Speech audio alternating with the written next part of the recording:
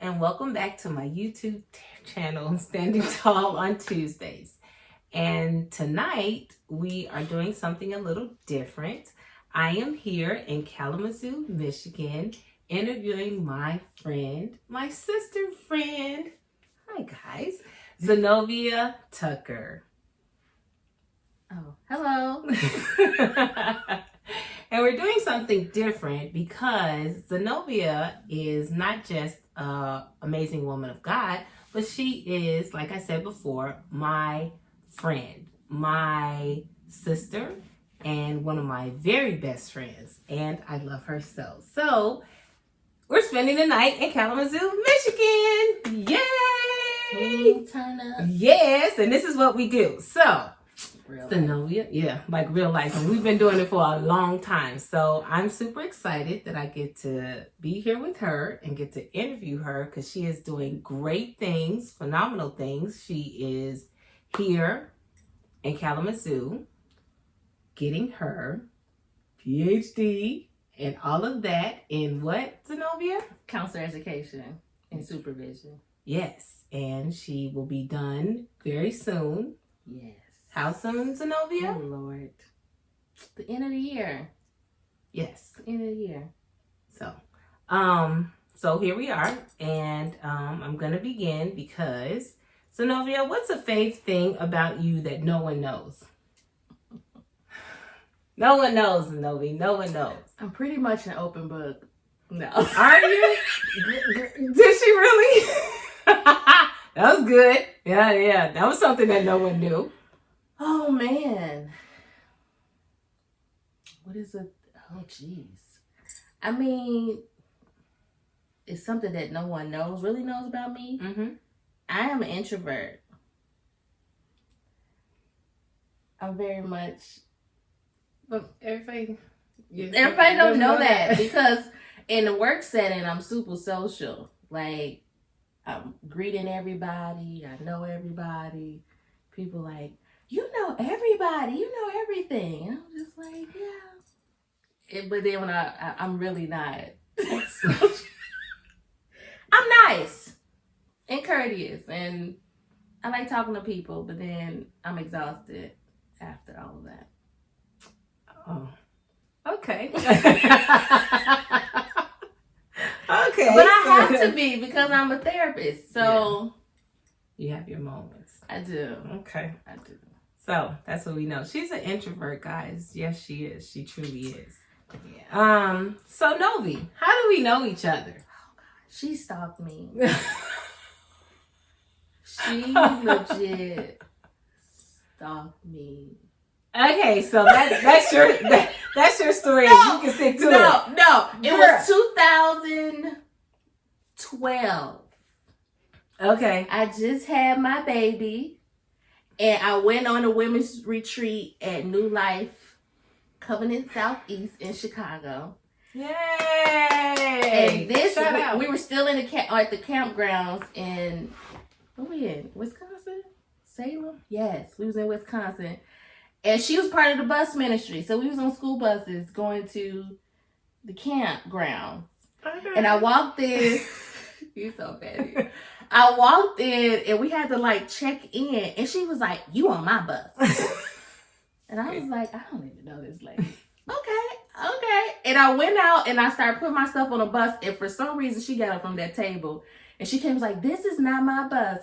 My bus is up there. And I was like, okay. And I got on the bus.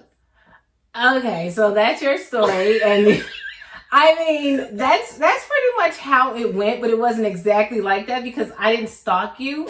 I was the bus ministry lead, and we had a list for the ladies that were getting on the bus, and we would pray over the names. And I saw your name, and I was like, oh, Lord, look at this name, Zanovia Tucker. Okay, this is true. We prayed over the names. So when you guys came in and you gave me your name, do you remember this? And when you gave me your name, I was like, oh, my God, that's the lady's name. And I remember praying over your name. And I was like, you're going to be on my bus because we had 2 buses. And I was like, you're going to be on my bus. Of course, she didn't follow the rules. She didn't follow the directions. I didn't know which bus was right. the bus. And you got on the other bus, and I was like, no, you're on my bus. And was that the same time I had to help you with them M&Ms, the icebreaker? Yeah. Yes. And then she put me to work. Yeah, I mean, that's how you do. That's how you do. So it was divine connection, and ever since, and that was 2012. Yeah, that was 2012. So this is how it happened. So shout out to New Life Covenant Southeast Women's Retreats, and this is how she became my sister friend, Petty. Though. Yes, that is how it happened. Queen Petty. Yeah. So anyway, so yeah, that we've been stuck and together. Yeah, because I think we did the bus again that September. Oh yeah, well because that was your Discovery. That was Discovery. Okay. Then we did. And then when I ended up being part of a leader of retreat, I had to shadow you. Yeah. So since 2012. In that campground. So ladies, go to the women's retreat for New Life Covenant Southeast. Yeah. It was life-changing. Life-changing. So we're gonna move right along. Novi, will you please share your story of what you want to share about overcoming an obstacle or whatever it is that made you have to stand tall on God's promise of where you are and what's made you to have to trust God and say, okay, Lord, here I am, trusting in you. You may choose one. Hey, yeah. This is my life. Yeah, right? Yeah. Well, I think the first would be being a child of an addict. Okay. And I'm the youngest of 3. And they had left early on, so they were gone, and I was still there at home. So I seen things, I witnessed things that I shouldn't have been privy to as a kid. So I remember being in my bed. I was in high school. I think I was like 15, 16. And I was at home, and I was like, God, and I mean, I was raised in a Baptist, very traditional house, but people went to church or not, it didn't make a difference. But I knew there was a God, and I was like, God, if you ain't gonna help my mama, you either need to prepare me for her death, because I can't take it anymore. Mm-hmm. So that didn't happen, because she's still here. But I left home at 18 because I couldn't do it anymore. I couldn't see her that way. I didn't talk to my mother because she was always high. Mm-hmm. And the relationship was very, very different. I resented her. So I left. I went and stayed with someone, and then I ended up in my own place, and I didn't have to deal with her. I didn't deal with anybody, actually. Mm-hmm. Nobody on my mom's side. But I isolated myself because I was so hurt by a lot of what was going on. But when I got pregnant, that changed. Mm-hmm. For some reason, when I was pregnant, I wanted to live. And I didn't realize that I wasn't living. But I wanted to live, and I wanted to travel, and then I wanted to do things that I always wanted to do, but I was always doing what everybody else wanted to do. So that was the start of me trying to be a better daughter, because I didn't want my daughter to be the way that I was, mm-hmm. and I didn't want her to treat my mother badly. So although there was some resentment that I continuously work on, even today, mm-hmm. I was like, you're not going to experience this. So it was my baby, and the gift of child, and then the women that I was surrounded by, even in New Life, and you still have time, don't be like me. And it was hard. It's hard because it's like, because I ended up having to take her in. Oh yeah. The tables turned, and I'm like, you want me to take care of her? You want me to do what? So yeah, it was me giving birth, and God revealing to me like my heart was hard, and needed to be better. I needed to do better. And just looking at my baby is like, man, I don't want you to feel or experience what I am. So I need to do something.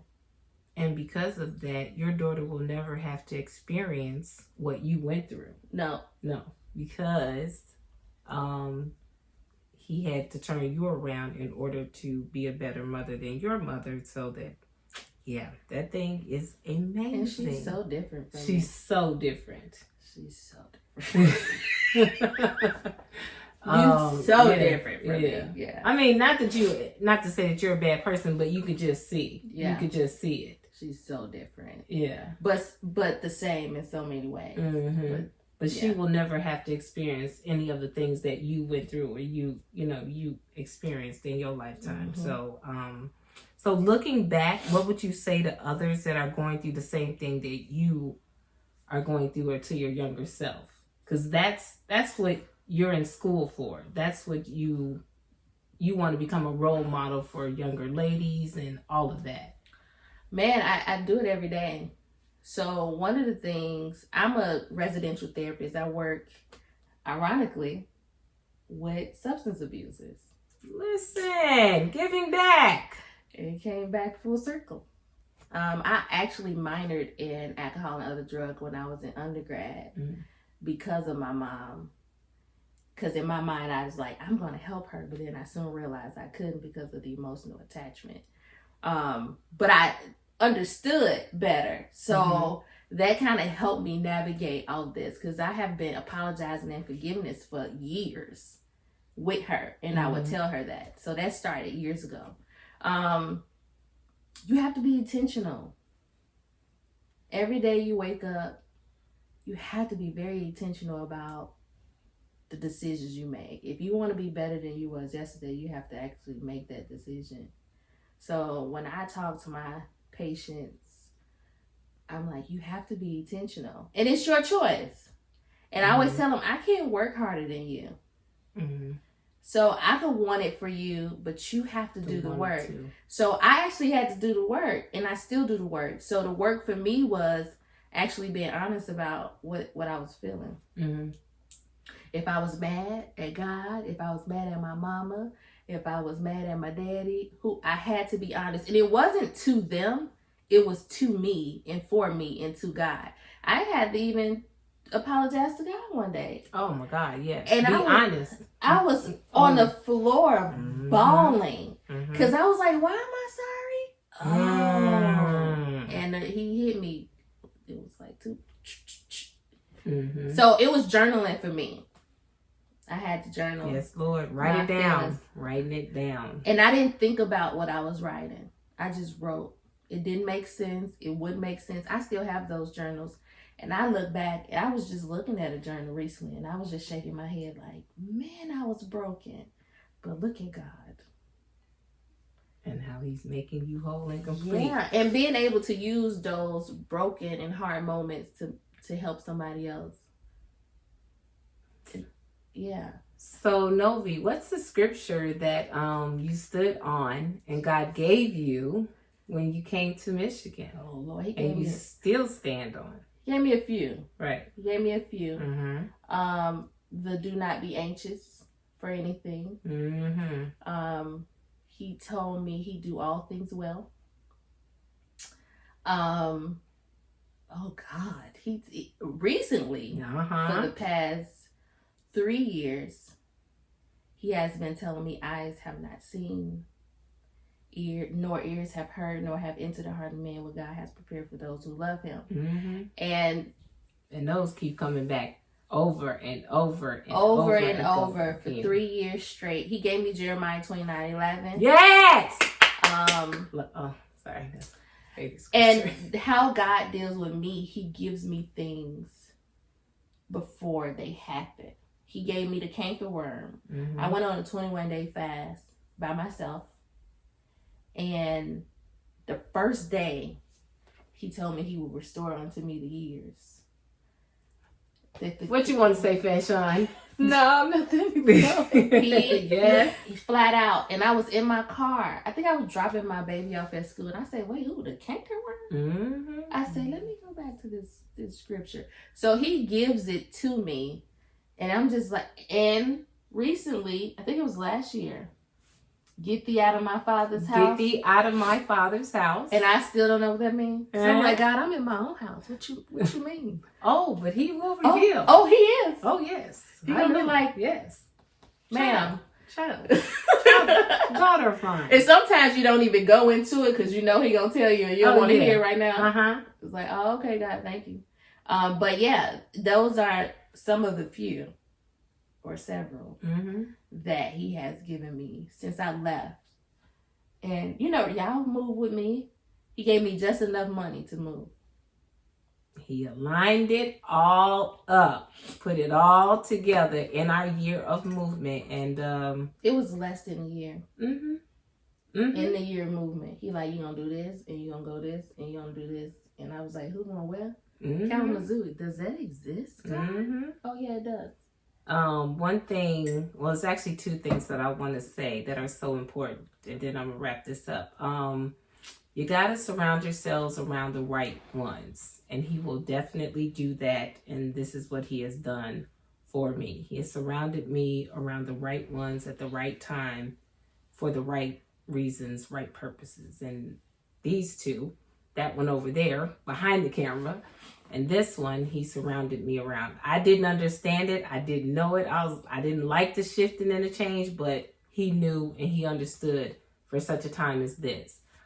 She is doing great things, big things. You may not see it right now, but she is launching. Tell them about it, Novi, real quick, real fast. This is Z2 Legacy LLC.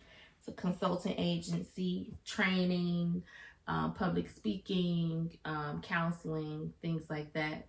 Z2 Legacy is me and my baby. Her name started with a Z, Zara, Z2, and she's my legacy.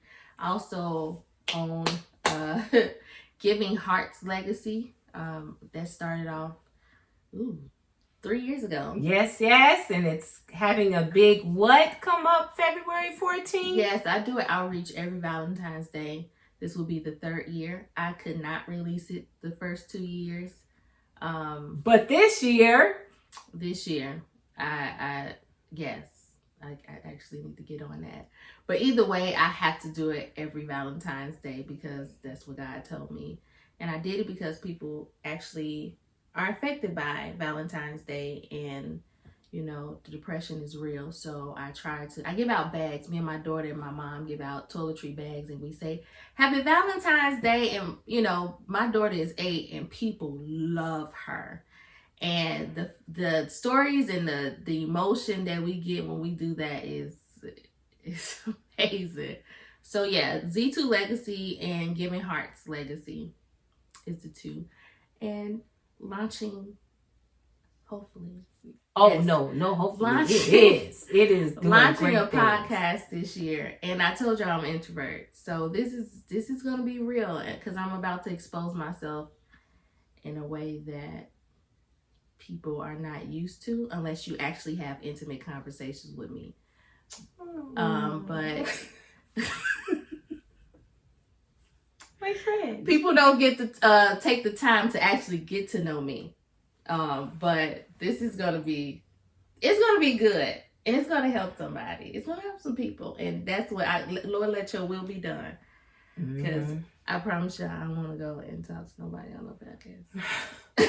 Well, let me just say, what I most admire about you, Novi, is your tenacity. You may be an introvert, whatever, but I love your drive and your determination to do what needs to be done for you and, of course, for your baby, but for all the other people that it's going to affect. And, you know, that's what I'm girlfriend. And I'm so excited about your 2020 and for this Destiny decade. So yes, and I'm excited to be your number one.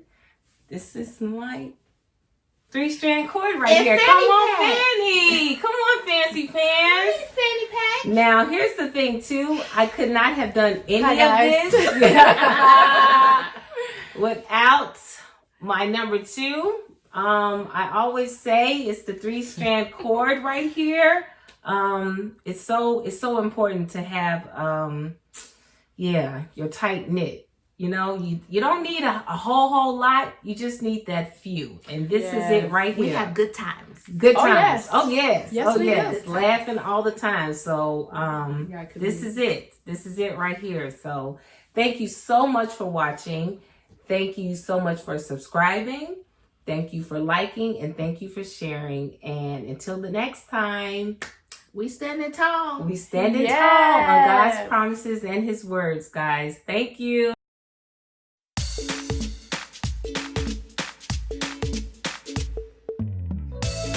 We gotta get this one. It was like the snapping of the fingers. I want to do it.